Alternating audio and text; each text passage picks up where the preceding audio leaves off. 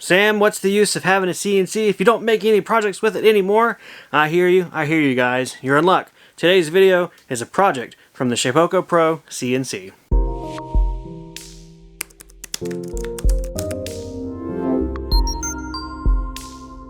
Hey everybody, my name is Sam and welcome back to Samcraft. That's right, in today's video, I'm going to be dusting off the cobwebs of the old Carveco Pro, putting it to use, using my designology skills and making up something, producing it on the CNC, and bringing it into real life. So today's project is going to be on the CNC, but it is a home decor / outdoor project of sorts.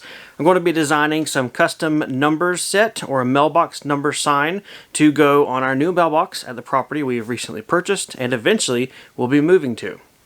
So like every good CNC project, we start off in our design software, which for me is Carveco Maker Plus. Let's go ahead and hop into the computer and start designing this. So jumping into Carveco Maker, I begin with a generic 12x12 material size. I adjust this later, but that's just kind of my starting point.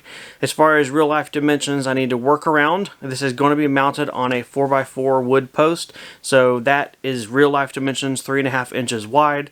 So I decided to make this about 3 1/4 wide to give a little bit of a reveal, but not make it too small, because the goal is to have large numbers that are very visible from a distance or at, well, speed as you're driving down the road seeing the mailbox. I start off by doing a rectangular vector in Carveco, put it to the size that I wanted, and then I did an offset to give myself a border. I wanted to have a little bit of a frame around these numbers, and that was the easiest way to do that. Once I had that down pat, I then punched out the numbers for the mailbox that we need, and then started scrolling through all the fonts to find something that was appealing that I wanted to use. I thought that looked good, gave enough bulk, and was just the right thing for me and what I wanted. The goal with this project is for it to be made from one solid piece of wood. Well, okay, it's plywood, but no cuts, no joinery, no gluing afterwards. So it was important for me to find a font that worked well, was visible enough, and honestly kind of chunky enough to fill the space left to right to connect back to that frame which holds everything together, yet be easily legible from a distance. There's a lot of back and forth going through on Carveco as far as taking numbers and joining it to your other vectors, getting rid of any kind of intersections. Running the vector doctor really helps with this. It's a cool feature where you can select everything, click, click, click. It shows you coincidence points, it shows you kind of intersections, and it's really nice for cleaning up vectors to get a good, even single layer in the end, which is the goal for this project. Once I had everything pinned down with the numbers and the font and everything looked fine, I decided to go back and add a pocket to give a little bit of 3 dimensions to this to make the numbers kind of look a little more recessed, and I think it really added a little bit of pizzazz to this in the end. Alright, all the designing work was done in Carveco. We exported out the job and we were ready to start running it here on the CNC next. I designed this project to use as few bits as possible, but I wanted to at least have 2 different size end mills to retain as much detail in the end product as possible. As such, I'm using a 1/4 inch downcut end mill. I'm choosing downcut because of that carve or that pocket that's going to do first. That will end up being the finished top layer of the numbers. I want to make sure that's as smooth as possible. So that's where you get into the downcut region for bits. And then I have an 1/8 inch compression bit. It doesn't have to be compression for this project since it's going to be mounted to a post and you won't see the back. However, I use these compression bits for most everything and they give good results regardless. So that's just what I have on hand and I use a lot of. As far as wrenches, these are Park Tool wrenches in size 13 and 22 millimeter. These are awesome for tightening down our bits and our collets for this router. The green clamps that you see me use with my CNC came with the Carveco Pro. I believe Carbide 3D is now selling them as a standalone kit, and you can go check those out over at Carbide 3D's website if you're interested in finding them.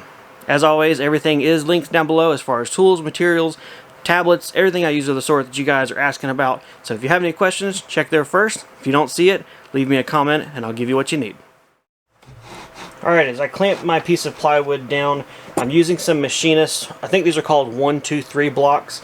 I'm just using them as spacers to push this plywood back from this front edge, just as preference. It's not required, but just so you know what these blocks are for, that's why.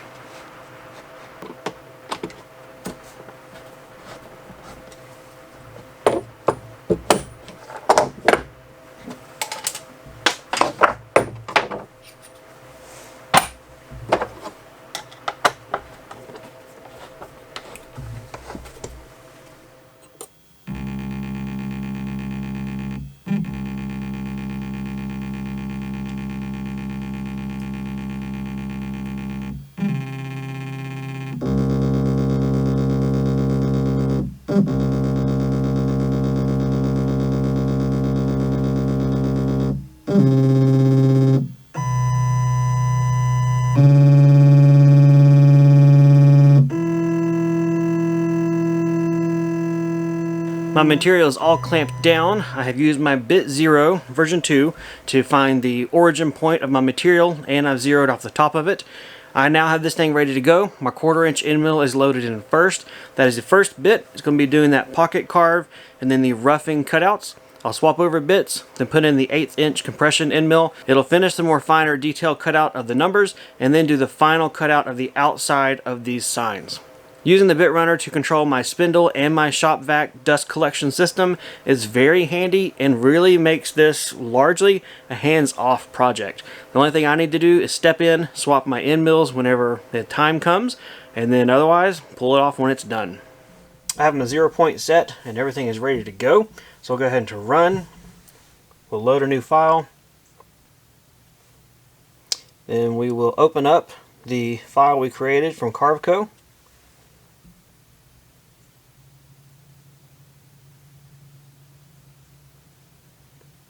Alright, now we're ready to start the job.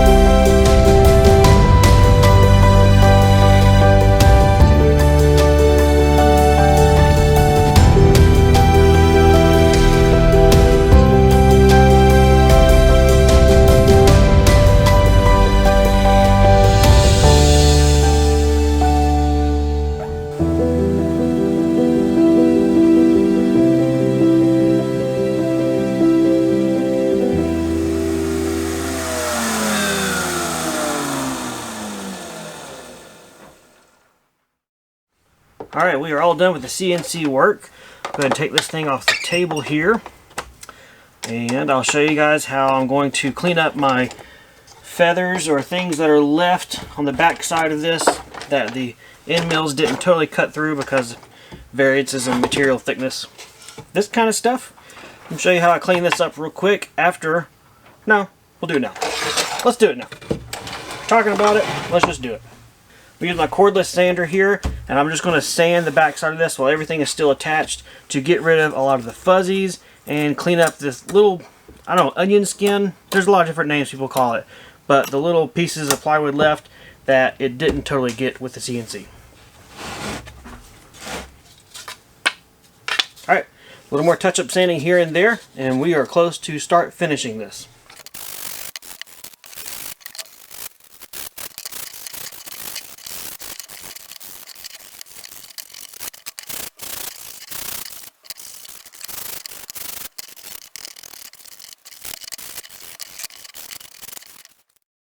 Here we have it. The pieces are done. They're all sanded up. And here is where you can choose to do what you would want to in this case. You could easily put some shellac or a clear finish on it. You could wood stain it. You could do some paint. Whatever you'd like to do.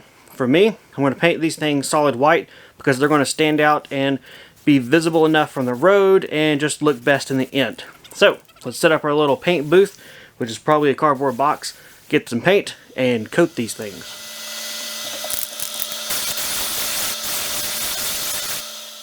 Alright guys, the numbers are painted, they look great. Now it is time to pack up our stuff, do a little bit of road trip, and I'll see you guys out there for the actual installation of these numbers on the mailbox post.